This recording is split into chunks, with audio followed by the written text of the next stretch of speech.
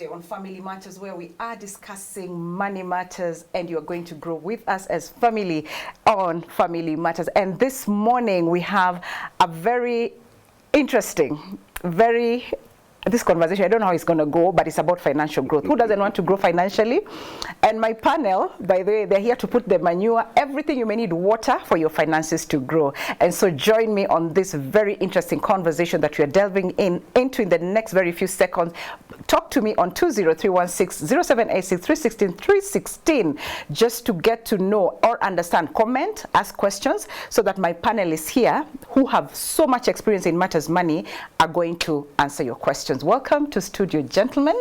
I have with me Mr. Rono, who's going to introduce himself to us, and also Mr. Ken. So we go with you, Mr. Rono, first. Thank you. Thank you very much, Sally. My name is Joseph Rono, yes, as rightly said.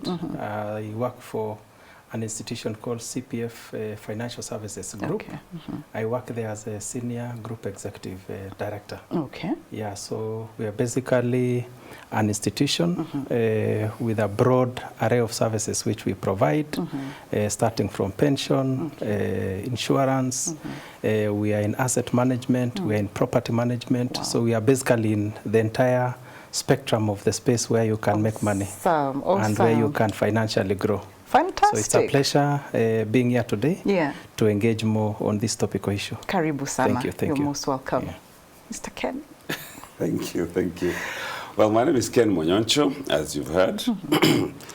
I have just finished a 6-year term as a commissioner, Salaries and Remuneration Commission, where I was working for the last 6 years.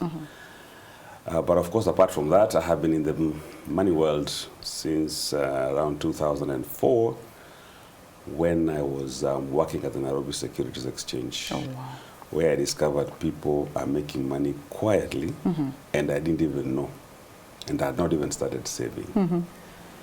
So since then, I got into the money world, started talking to people about money, although I didn't have money then, but I had information. So, but that notwithstanding, I've also been able to talk quite a bit to people about how they can make money. Okay. Currently, I'm a director at Enwealth Financial Services, where we deal with pension administration. We have a brokerage firm, and Enwealth Insurance Brokerage Firm. We have Annual Capital, that now where money is mobilized properly, and you can put your money there.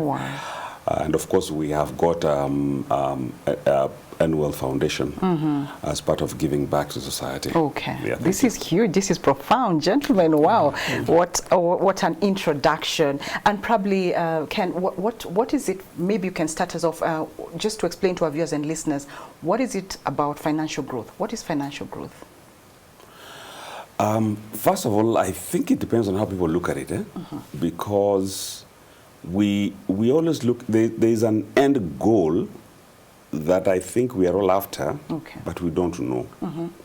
And for me, the analysis for the few years that I have been in the finance world, people are looking for money to work for them, but how to get there, I don't think people know. And yet that's what we work for every day. I don't believe we're there to pay bills, but that's what we do every month. We pay bills. But the question is that really the purpose of life?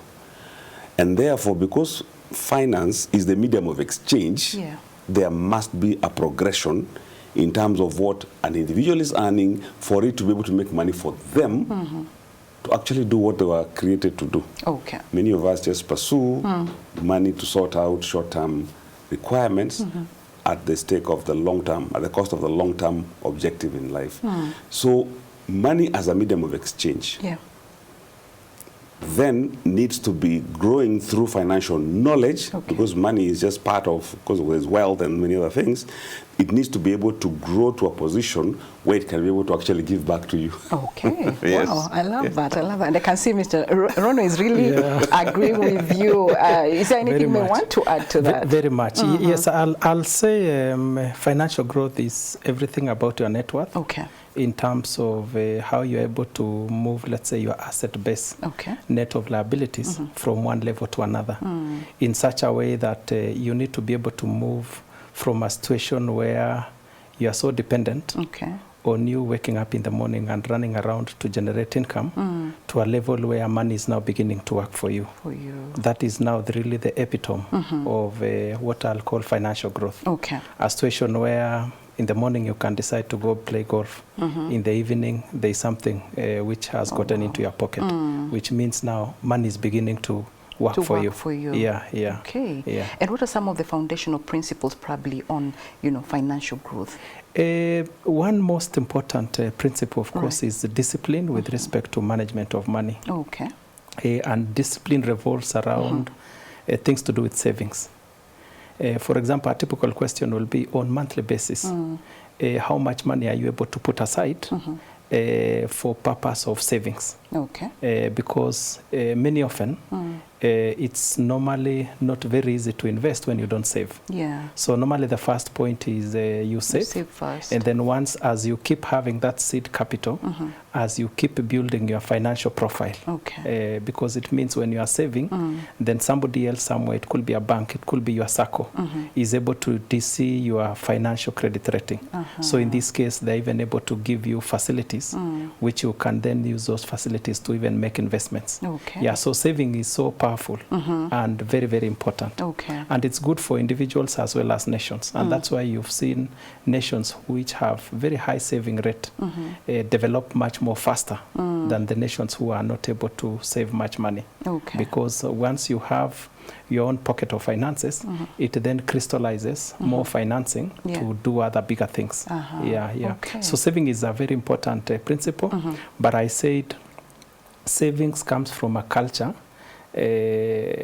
of discipline, where you are able to be disciplined enough to put aside a certain amount without touching it and without keep referring back to it. For example, you go utilize Always remember somebody somewhere. Yeah. So whatever you've put aside, it's always good if you can just forget about it for the time being and perhaps try and look for more. Okay, okay. Yeah. That's very key. Ken, I can see you laughing so hard. Do you agree with that? Oh, definitely. You see, money is not saved when it's always in your head. Yeah. And every small problem, I have some few shillings somewhere where I can run to. Yeah. No. This kind of savings is a saving for investment. The reason why most people put their money in insurance is they can't get it back. You see, if I go into a long-term plan, let's say 10, 15 years, right, the insurance firm will tell you, no. This money, the earliest you can get it is after 3 years. Right. We can't even give it back to you. We'll give you a loan, you see, on your money that you've given. Yeah. And the reason is there is no discipline. If Kenyans were just disciplined, you leave that money somewhere and let it grow. Leave it in an account someplace and no, I will not access that money. Okay. You'll be shocked how much money that money can make for you by just forgetting about it and investing it in an asset. That's it. And I love what you're saying, that Kenyans lack discipline. So it means, what are some of the mistakes probably we make as Kenyans that are a hindrance to us creating, accumulating that wealth or growth when it comes to matters finances? Let me two quick ones. All right. One, Kenyans don't believe that they believe that they don't make enough money to save. That is a fundamental principle in investment. That I don't earn enough. Monyoncho, what do you mean? I don't earn enough. Sally, my first book that I wrote was because actually I wanted to write a book on how to invest in the financial markets.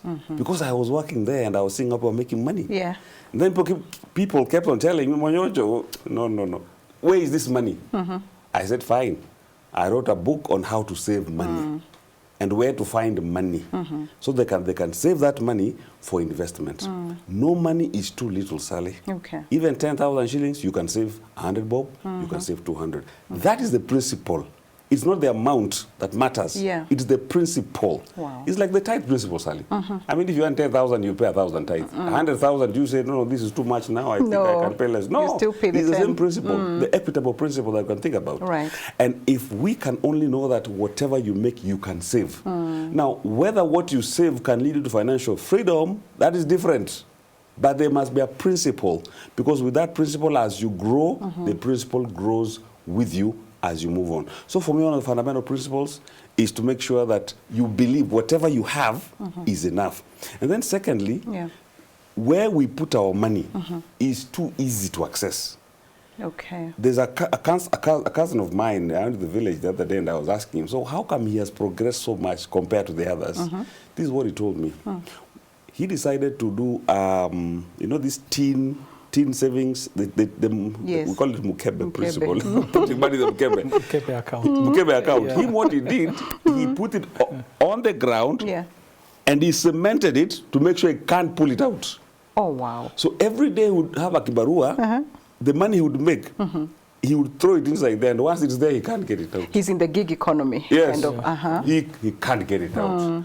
The day he needed some money and he wanted to go and maybe buy a motorbike, he was telling me, he found that he had saved 28,000 shillings in that mukebe from the small gigs that he was doing, which was contributing towards purchase of his motorbike. You see, when we put money in the pocket or under the mattress, right. Accessibility. And I dare say having too many ATMs, that is a risky way of saving your money. Okay. Don't have an account where you have an ATM, a savings account where you have an ATM card for it. For me, purposely, I don't keep those cards. In fact, I use them on purpose. Okay. I don't even know where those cards are because it's purpose. I don't want to access that money. Yeah. So at least those two things. Okay. Find a place where you cannot access the money. Okay. And then believe, or don't believe, teach yourself, train yourself that what the principle of saving starts with what you have, not what you don't have. Runo, you had spoken about, you know, savings, which is a very fundamental one. Of the, how about budgeting? Do these two go hand in hand? Budgeting is, actually they go hand in hand. Yeah. Because budgeting is very important. Okay. Because that is a time where you lay your fundamental principles on how you want to spend. For example, if you get your monthly income, create a budget on how you are going to spend it. These are the bills you need to pay. This is the amount which you need to save. And of course, savings on a bare minimum, you need to do like not less than 10%. If you can hype it even higher to even 20%, the better. Yeah. So that is so fundamental. Otherwise, if you don't do that, then you end up with what Ken is talking about, e-success of money.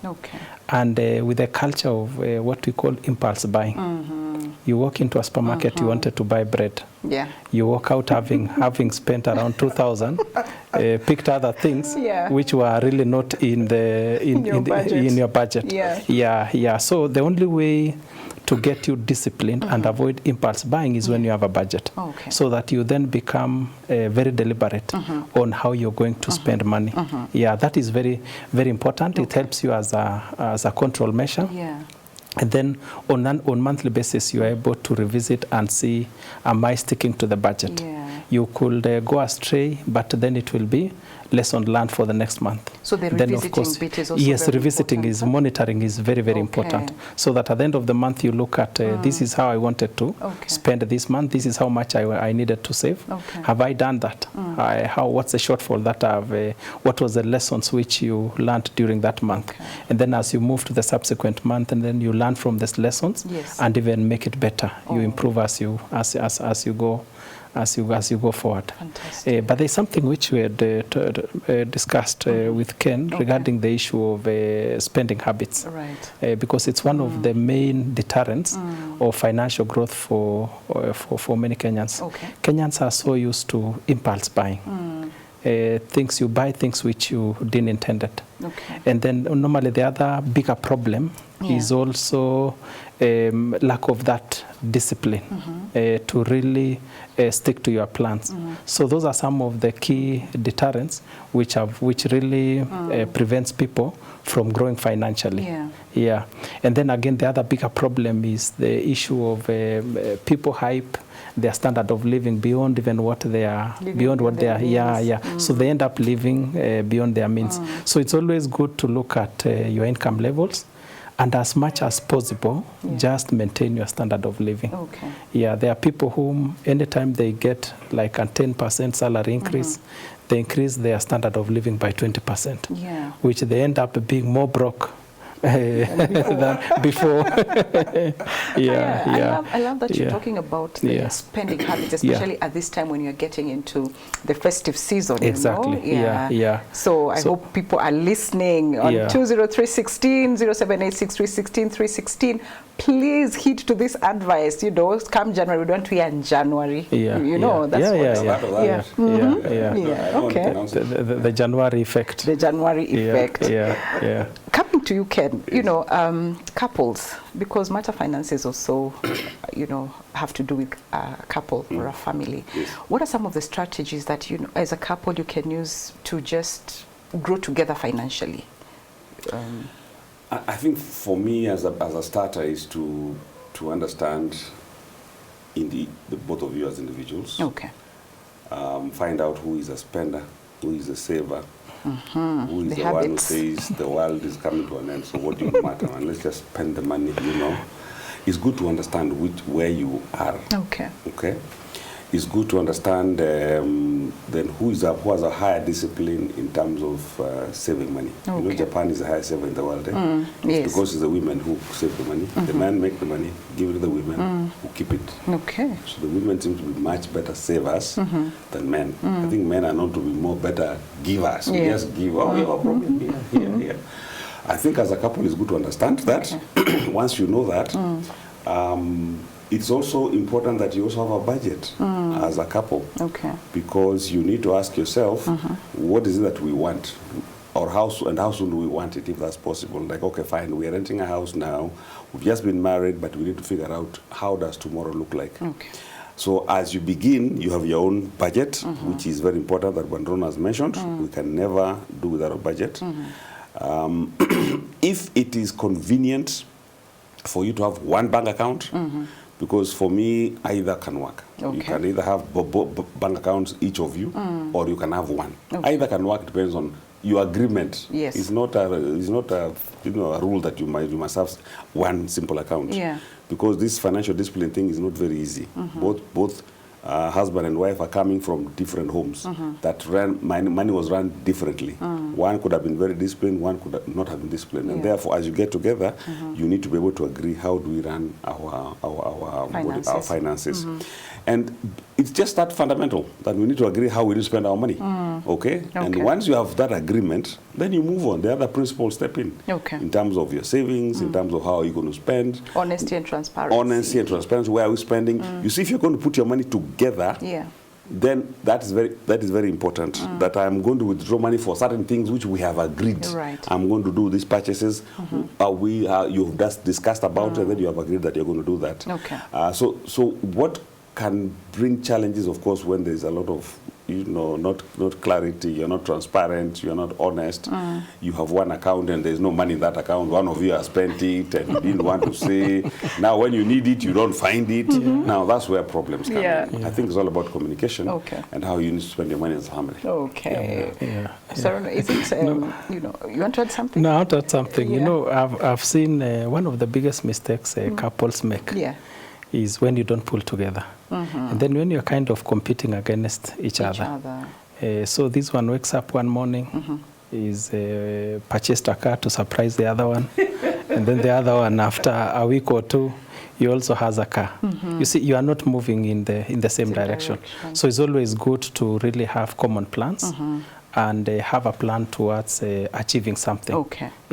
And also consult because. And also consult, exactly. Because at this point you're trying to surprise me, and then it ends up to be a crisis in the home. And then at the end of the day, as Ken puts it, was it a priority? For example, was it a priority for us to have 2 cars, for example, in a family setup?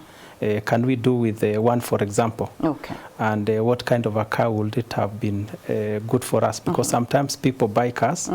These are actually maybe loans they have taken. They are servicing over a long period of time. It's eating up the entire pay slip. There is no more headroom in terms of doing other things. Okay. For example, if the intention was for them to secure a home, they are already at the epitome in terms of, they're already choked financially. They are not able to accommodate any other investments. Okay. Yeah, All yeah, right. yeah. Do you think mentorship is important when it comes to matters financial success and growth as well? Very, very important. Mentorship is very important to the extent that there are people who've gone through such lessons before. Okay. They've been able to learn one or two things. So sometimes when you attach to yourself towards a mentor, you then avoid making some of the mistakes which people have made in the past. Yeah. So you are then able to learn from the best and even make the best decision for yourself. Okay. So it's always good to get a mentor, somebody who is able to guide you through, somebody who is able to really tell you the best decisions which can help you in the long term. Okay. Yeah, so that is very, very, it cannot be overemphasized. Okay. Yeah, yeah. Imagine how blessed I am. I have 2 mentors already. Oh, really? Yeah. You're very lucky. Right in front of me. You're very lucky. And we're going to take a very short music break, but you know, we'll be right back to all our viewers and listeners wherever you are. Keep engaging us on all our socials. 20316 is the SMS number. WhatsApp us on 0786 316 316, and let's engage on this very important conversation on financial growth. And welcome back to Financial Clinic. Money Matters here, and we're talking about financial growth. And I am joined by very 2 knowledgeable gentlemen who will be answering your questions. And I'm already seeing the questions coming in fast and furious. Ken and Rono, they ask, good morning, Sally and the panelists. How can I create a plan to achieve a long-term financial growth?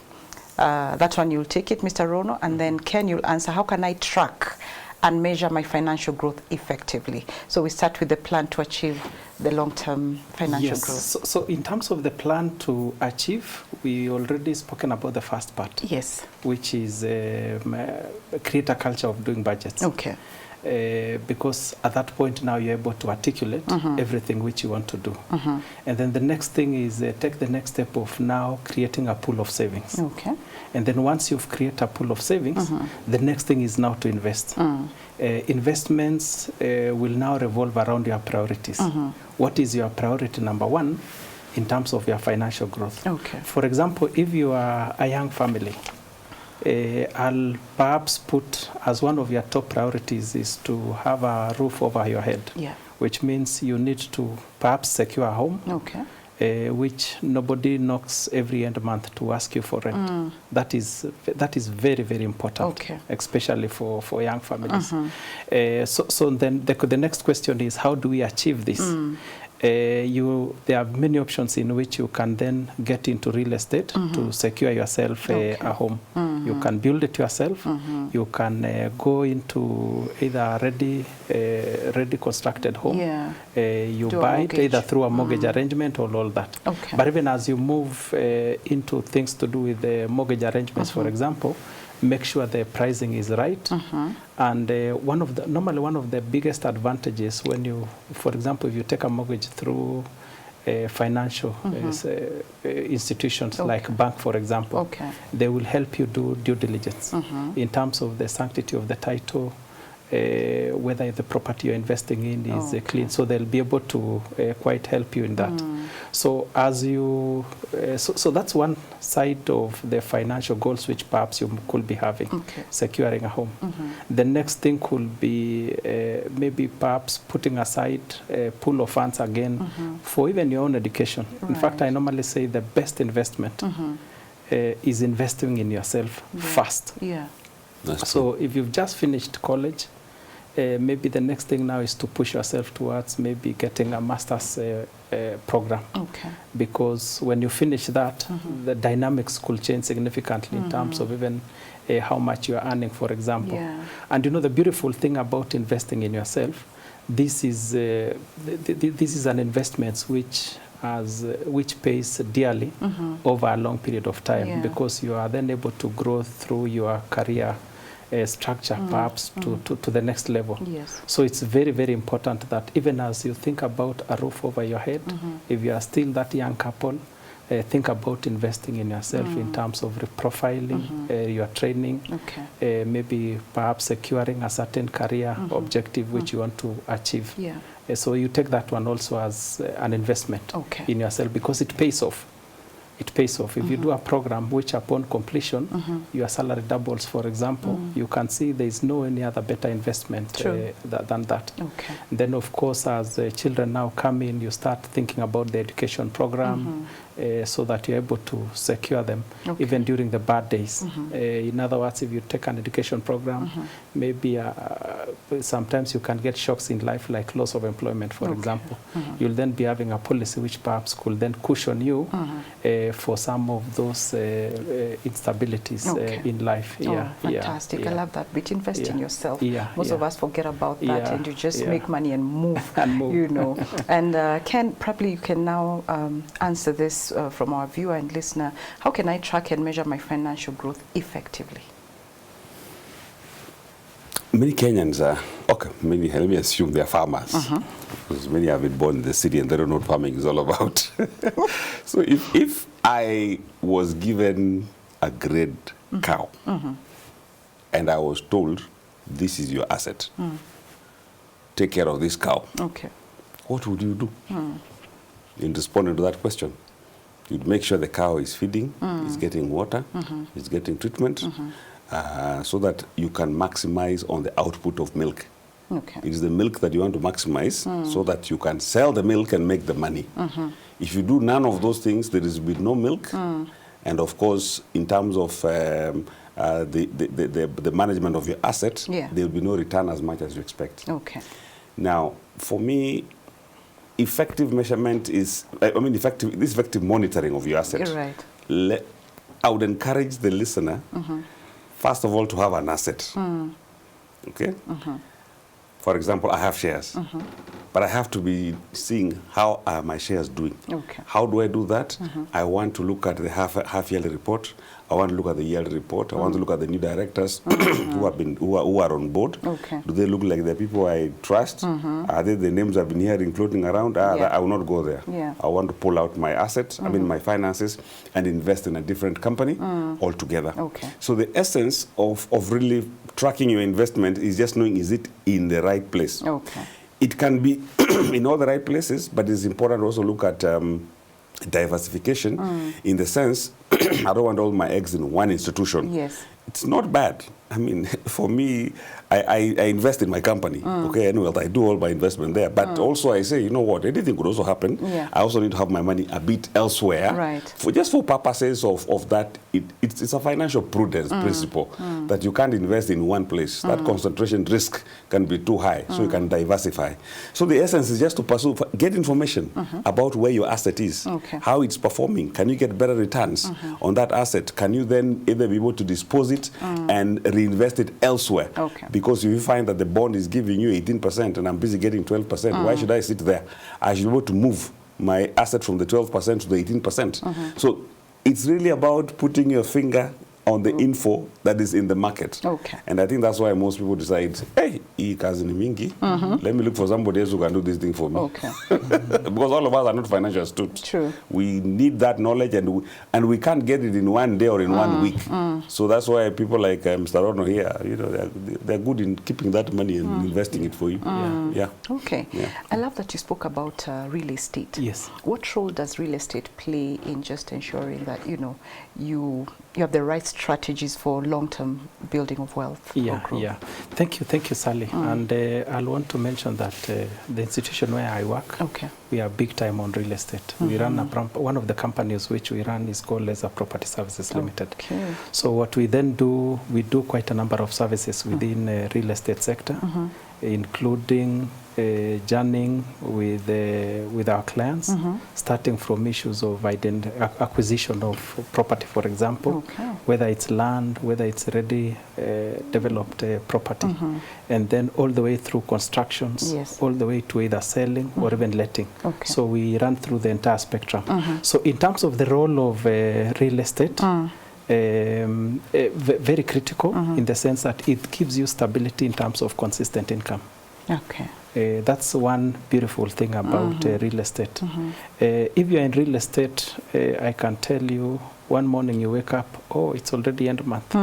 Tenants are already paying rent. Yeah. That money really becomes very sweet money. Yeah, so it gives you stability in terms of continuous cash flow. And you know, in the entire spectrum of financial growth, we normally say that cash flow is a king. You can have those assets, and some of them could be even what we call dead assets. You have a plot you bought somewhere in Bundus many years ago. It's not generating you anything. But at least when you're able to unlock its potential, and it's giving you income on regular basis, then it gives you stability in terms of the income stream, which is very, very fundamental. So that's the biggest role which real estate comes with. And then the beautiful thing, again, real estate is their long haul. You have it today, you have it over maybe the next 40 years. We normally say that the way accountants looks at depreciation of assets, normally the useful life of properties is normally 40 years. So which means when you put up real estate, there's a high possibility that with just regular maintenance, that particular property is going to be useful over the next 40 years. So and that is why many people really go to real estate to stabilize their cash flow. Does inflation affect this at any given time? Yes, it does. Yes, it does. Majorly because, but you know, the beautiful thing with real estate is that it also grows in value. You buy a property today at this value, in the next 10 years, maybe the value could have doubled. But when you look at the inflation rate may not be catching up so fast compared to the growth of that particular asset. So again, it's one of those assets which can really help you hedge against inflation. Yeah, that's normally the beautiful thing about the real estate. Investment. Fantastic. Let's talk matters retirement. Because you know, I'm sure there's some strategies. One may, probably I'm preparing to retire, for example. Wealth growth or financial growth as I prepare. What are the strategies I can use as I prepare for my retirement? All right, I'm just going to compile what we've been discussing. Cash flow. I pick it from there. For me, cash flow is king, even in retirement.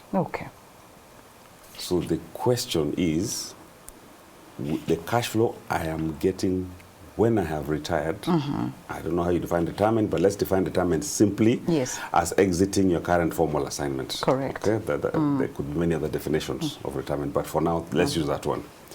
So when I have left my formal place of work, how much am I going to be earning without going to work?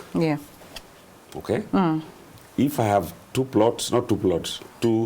flats, plots don't give you money. But if you have a flat or two and they're giving you 60,000, and yet your lifestyle was 150,000, you already have a gap. Are you saying that? And that's why you would want to look for another job to fill the gap of 90,000. So that is the thing we must be thinking about. That by the time I am exiting formal work, will I be able to at least sustain the kind of lifestyle I am living now? Then you begin your strategies. If I'm 40, you better be very aggressive. If you are 20, of course, you don't have to be as aggressive, but it's better to start earlier than later. So one of the things you need to think about is that the kind of assets that I have, can they be able to deliver the 150,000 by the time I'm retiring in the next 10 to 20 years? And it's at that point you start discussing and telling yourself, I need to change strategy. I can't be saving 5%. I must save 30 or I must save 40. My budget has to change. I can't be living in places where I can't afford and I have to keep on borrowing every month to be able to fill the gap. I need to live where I can afford. Back to budgeting. There are those principles. You must see where you're going and then see how you can budget to get where you need to be. Because, Sally, when you retire, cash flow. Cash flow. Cash flow. Yes. I love that.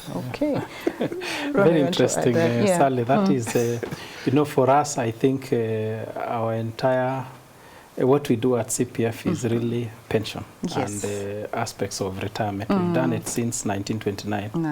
Yeah, so very, very old enough on that space. And I'll tell you, the secret of of retirement is about really, first of all, the rule of thumb is that your retirement income, as a rule of thumb, you need to target to either get around 60 to 67% of what you're earning. Wow. So let's just be hypothetical. Assuming you left employment with an income of, let's say, 100,000, just an easy figure. So which means in retirement, what is likely to sustain your the same standard of living, where you can wake up in the morning, if you've been used to reading a newspaper, you can buy a newspaper. If you've been used to certain lifestyle in terms of even the medical covers that you enjoy and all that. So the rule of thumb is that walk into retirement with a retirement income of around 60 to 67% of your income. So how do you then achieve that? Yeah. Ken has rightly put it that you would rather start now than starting it in future, because of something we normally call the compounding power, the power of compounding. I'll tell you something, Sally. If we start working together and I start, let's say, saving 1,000 shillings per month for my pension. If you start 5 years after me, for you to catch up with me, you might need to be contributing almost 10,000. Almost 10,000. But remember, I'm doing what? 1,000. But because of that power of compounding, when you start early, you're able to build that portfolio to be a very significant amount in such a way that it's able then, by the time you are retiring, that pool of funds you will have established is able to give you either a pension or what we call annuities in insurance companies, or if you go into a drawdown fund, it's able to give you that kind of income. Maybe just another very easy hypothetical way of telling it, of computing it. If you give an insurance company, let's say 10 million shillings, at the age of, let's say, 60, they are likely to give you 100,000 shillings every month for the rest of your life. So that's the easy computation. So it's almost a multiple of 10 in terms of what they'll give you on monthly basis. So if you give them 10 million shillings, if you divide that by 10, around 100,000 shillings per month. Yeah, so that's how you can easily work backwards. So with that, then it's able to, you're able then to give yourself targets in terms of, if you started late at the age of 40 and you have intention of retiring at the age of 60, how much for that 20-year period of time do you need to be contributing on a monthly basis in such a way that at the point of exit, you will have created a certain pool of funds, which is then able to give you the kind of income you will need in retirement. And those are so many things. Those are things which we do even within CPF group in terms of advising people on how much you need to put aside on monthly basis for purpose of securing your retirement. Fantastic. Fantastic.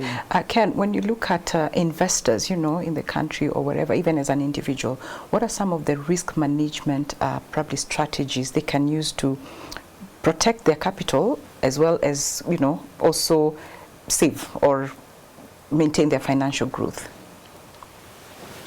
There's one time I read a book, two authors, one book. I think that was written by the current U.S. president and also the author of Rich Dad Poor Dad. One of the things we say in finance is that poor people invest not to lose. Rich people invest to make money. What that means is that the mentality of poverty is one of, suppose I lose. Maybe the question is, I'm putting money, suppose I lose. Here, are you sure I'm going to make money, suppose I lose? So your intention is to preserve the little you have in an account because you may lose. So their lifestyle is about, I may lose, so please let it stay there. But the rich, they suppose I make the money. So that's the mentality. The rich will say, suppose I make the money. That's how we have billionaires. There are people who have been bankrupt 3 times over and today they're still billionaires. But there are people who have never gone broke and they're still very poor today, you know, and they've never moved out. So the issue of risk mitigation for me is that the younger you are, the higher the risk you should take. Don't be scared about taking risks. Making money and making big investments is about risk, proper Of course, we're not talking about just careless risk, but it's proper risk. Take proper risk and be able to go for it. If you lose money twice, thrice at a younger age, you know what not to do. The only thing is that once you are reaching towards the age of exiting the formal employment, you need to be a bit more careful where you are putting in your investment. You don't want to start buying plots at 50 years. Plots don't help you. Okay? And I'm looking at risk from a perspective of, will I make the return or what is going to happen? Okay? Don't get into businesses you don't understand later in life. That is really messing up yourself in retirement. Everybody starting chicken business. You've never done chicken business. You don't know what's a balance sheet. You know, or a profit and loss account. And then you're starting a business when you are just about to exit the path. Okay. I'm looking at, you know, the interactions on social media, and I'm seeing, I think someone is saying here, good morning, Sally, I like the training. They feel they're being trained by you guys, Asante. The trainers are really on point, no question, just an encouragement. May God help you all. Asante Sana. Then there's another one. Greetings from Nyalenda. Indeed, he's right. Nyalenda slums need God to walk through. Okay. Amen. Yeah, Nyalenda slums need God. Anyway, let's go. I mean, I think you guys are really doing a great job. You can hear what people even calling you trainers, and I'm glad that's the impact it actually has on our viewers and listeners. Is it important to have, what's your advice on, you know, to have different streams of income? Like, is it important just for you to develop yourself financially? Very, very key. Very key. And if I can also refer to the question you've just asked, Ken, about risk mitigation. There's something in investment called diversification. Yes. Which means putting your investments in many investment vehicles. Those many investment vehicles then gives you those many income streams. Yeah, so you've already diversified. And let me just, the true meaning of diversification, let me just take you back to the days of COVID. Okay. If you look at what COVID did in this market, it taught people a lesson. Yeah. There are many people whose businesses completely went down. There are people who lost employment. So the guys who are able to really survive fairly comfortable during COVID is people who have invested in different vehicles. Okay. For example, you could be in agribusiness, for example. You could have been either in real estate. You could have been in other sectors. All these sectors are giving you income streams. Yeah. So if one is significantly impacted, for example, you are out of employment as a result of certain circumstances. So you've lost one stream of income. Then the other streams of income, which are then able to chip in and be able to help you mitigate some of the challenges which you could be going through. Okay. Yeah. So having many income streams is possible. In fact, we do encourage people, as you journey through investments, a growth journey, is always important that you keep looking at different portfolios or different asset classes which you need to invest in. And that's why when you look at the rich guys, for example, which Ken spoke about, they've invested in many things. You'll find they're in real estate, they're in agribusiness, they're in other spaces, majorly to diversify their investment portfolios, which then gives them also many income streams. So that is very, very important and really cannot be overemphasized. Okay. Yeah. And I'm seeing someone here also talking about financial growth. Kindly talk about family trust funds. Ken, I don't know if you want to take that. Family trust funds, I am not too well versed about it because I'm also doing a bit of investigation myself on family trust. So I don't think I'll be qualified to talk about family trust for now. Okay. Yes. I can talk about that. Maybe Rono. Yes, I can talk about that because, again, where I work, we have a trust fund which is currently over 1 billion shillings in terms of the size. All right. So the aspect of trust fund is really, most of the trust funds which we've been able to set up are majorly for maybe the guys who are working somewhere at some point, and then they passed on, and then they left behind a very vulnerable family. Yeah. So we then end up setting up for these children and their next of kin a trust fund, where you have an arrangement where you have a settler, and then of course we build a trust for them. So then what we do is there'll be benefits which will come from, let's say, things like insurance. When you pass on, maybe your employer had insured you on what we call a group life arrangement, whereby if you die, your dependents will be paid 3 times your annual salary. So we pick that money, any pension savings which had accumulated, we batch it together and put it into a trust fund. So what we then do within trust fund is that we have put a governance structure similar to a pension fund, where our duty is the administrator, which is record keeping and engaging with the beneficiaries, and then we have a fund manager who does investments in terms of where best to place this money, and then we have a custodian who keeps money. So as we really don't even touch that money, it's kept by the custodian.